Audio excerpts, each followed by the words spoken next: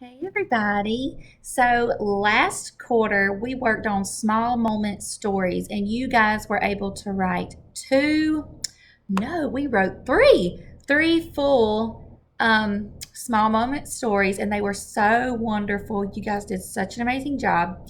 And for this quarter, we're going to be starting a brand new type of writing, and that is nonfiction writing. You know, we talk about genres a lot when we start to read books. In fact, we talk about it almost every single day that we're together.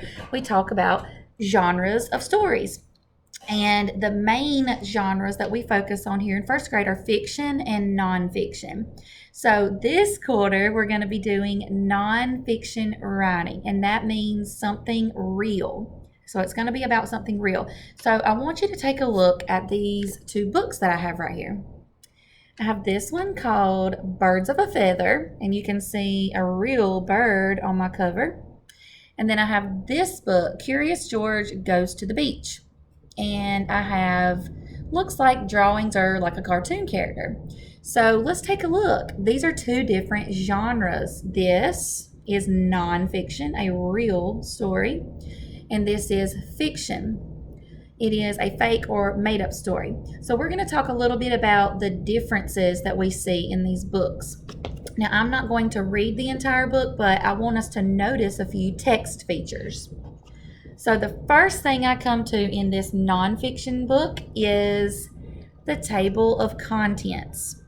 And if you've heard me talk about this before, especially when we read our Junie B. Jones book, we talk about the table of contents because that is where the specific chapters are and what pages I can find them on. But in a nonfiction book, it's going to give us where I can look up certain types of information. Like here, it says types of feathers. So if I want to learn about types of feathers, I would turn to page 2. If I want to learn about molting, that's when birds lose their feathers, I turn to page 4. Growing feathers, page 6. Preening, that's how birds clean themselves, page 8. Let's see, plumage, page 10, and so on. So anything I want to learn about birds, I can find in this book. Now I'll take a look at the pictures. Take a look at these pictures. Oh, and if you notice, the different chapters that we saw in the table of contents are going to be headings on top of the different pages. What do you notice about the pictures? Are they drawings? Are they paintings? Or are they real life pictures? That's right. These are real pictures, which makes the nonfiction book even more special. We have real pictures. And at the very end of most nonfiction books, you're going to have an index. That's where I can look up certain information again and find it on different pages. And a lot of times, now this one does not, but a lot of times our nonfiction books, especially about animals and different places around the world that you want to learn about, they will have something called the glossary. A glossary is where I can look up words that I do not know and it'll tell me what those words mean. All right, so we've looked at nonfiction. Let's take a look at fiction. So I come straight to the title page and then into the story. Does not have a table of contents. Most of the time, unless it's a chapter book like Junie B. Jones. Remember, if it's a big chapter book, it will have a table of contents, but it's not real information that it's given us. It's a made-up story. But in a typical fiction story like this Curious George book, we will have the title page and then straight onto the story. We do not need a table of contents. So no table of contents, so that makes them different. And I do see pictures. But what type of pictures and illustrations do I see? Are they drawings? Are they cartoons, paintings, or are they real life pictures? Yeah, they're drawings. And in these fiction stories, take a look. No index, no glossary, just the story ends. So there are so many different ways that the nonfiction and the fiction are different. So let me shift my camera over here. I'm gonna push you guys up for just a second. So over here I have, whoops, my anchor chart. And if you take a look at my anchor chart, it says nonfiction writing. So you all know that when we start to write any type of story, because you've been writing so well for the first quarter, we always have to start out with a plan. So after we go over this, we're going to start the very first step in our plan for writing a nonfiction story. So take a look at my anchor chart, nonfiction writing. First of all, nonfiction writing, you will write about a real topic. So it will not be a made-up story like Curious George. You will actually pick a topic or pick a thing to write about that is real. Number 2, write to give information to the reader. Sometimes we call nonfiction writing informational writing. Information is when you read something to learn. I would read this book to learn about birds and their feathers. So whenever you're writing something, we don't just write for ourselves, we write for other people too. So this is actually going to be like a teaching book. You get to teach someone about something real. So this is just an example that I have up here on my chart. And as you can see, now this is not a real picture of a turtle, but I did some drawings. And sometimes nonfiction stories do have drawings, but we draw them to be realistic. So we draw them to look real. So I drew a picture of a turtle, and I wrote turtle up here. And then I have 3 main points that I wanted to teach my readers. Turtles are, turtles can, and turtles have. So what I did under the R, I wrote 3 things that turtles are. Turtles are green, turtles are brown, turtles are slow reptiles. So after I made my list of things that turtles are, I went ahead and wrote a list of things that turtles can do. So I would read it like this. Turtles can swim, turtles can lay eggs, turtles can eat plants, fish, or insects. We always want to let our readers know things that if you do, like if you're writing about an animal, things that they are, things they can do. And then lastly, I put over here what turtles have. So turtles have a shell, turtles have a tail, turtles have a head, and turtles have 4 legs.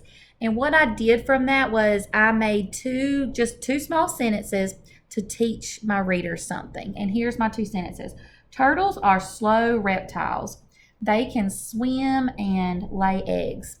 Simple as that. Now, that's not an entire story, but that is just 2 example sentences of how I can use my little list to help me plan what I would like for my readers to know. So what I want us to do today, just for our planning stage, because remember, good writers plan first. And when we plan for the nonfiction writing, it's going to look a little bit different than the small moment story. I want you guys to think of an animal that you would like to teach about. So it's almost like you guys are going to get to be a teacher for other students. We want to learn about all different kinds of animals. So my example is, of course, I'm going to just stick with my turtle, and I'm going to go through it step by step how I would plan. Now, for the nonfiction writing, you're only going to be planning just 1 little page. All I want you to do is to draw a picture of your animal and write down things that your animal, the R part. We're not going to go through the whole planning. Hold on. Sorry about that, guys. That was Miss Queenie in the front office. So anyway, I'm going to pause my video and I'm going to move on to what I want you guys to do for planning, okay? Okay, I'm back. So this is going to be my planning stage. So you guys are going to be doing something very similar. So I picked the animal that I would like to write about. When you're thinking about the animal that you guys want to write about, think about an animal that you know a lot about. And you can also, since you guys are at home and we have access to internet, you can also look on your web browser, like in Google, and you can Google some information about your animal. So that's the really cool part about having all these virtual things at home. So what I did was I wrote the name of my animal that I wanted to teach about at the top of my page, turtles. And then I just very quickly, because you know I'm not an artist, I sketched a quick picture of my animal. Like I said, sometimes we do have sketches in nonfiction writing. Not a whole lot, but since we are going to be drawing and planning our own book, we will be using sketches. So turtles. I want to start out by writing what turtles are. So it's just basically going to be a list. So turtles are. Now I need to think of some things that turtles are. I know that turtles are reptiles. That's the type of animal they are. You know, we have reptiles, amphibians, mammals like you and I. So I'm going to start it by saying turtles are reptiles. And what I did right here, I just put a little bullet point just to kind of help me organize my list. So my next bullet, turtles are slow. They move slowly. So I'm going to write slow. Oh, there's a blend. Slow. All right. I need to do at least 3 or 4 things that turtles are. Turtles are different colors.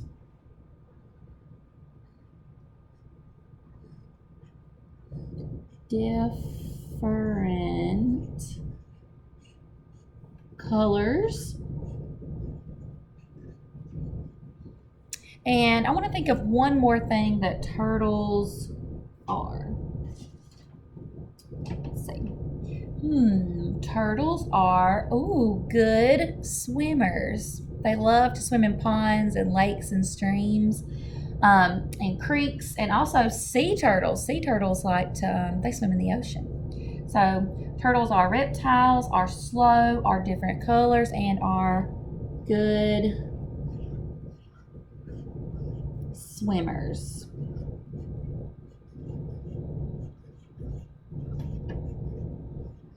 There we go. So all I did for my planning today, and it's going to take us a few days to plan because you are going to be writing a teaching book. So the first day we're just going to talk about what our animals are. So when I'm finished, I know it's a long process, but we need to go back and talk it through, because that's another thing good writers do. They talk back through to make sure that they don't have any errors or any mistakes. So turtles are reptiles. Turtles are slow. Turtles are different colors. Turtles are good swimmers. And it's really important to remember that this has to be true information. I can't just make this stuff up. So if I'm not really sure, I need to look it up. Use your internet if you need to, or use an adult that you live with. So be thinking about right now what animal you would like to write about. Think about it. Cats, dogs, elephants, cheetahs, kangaroos. I can't wait to see what you guys come up with.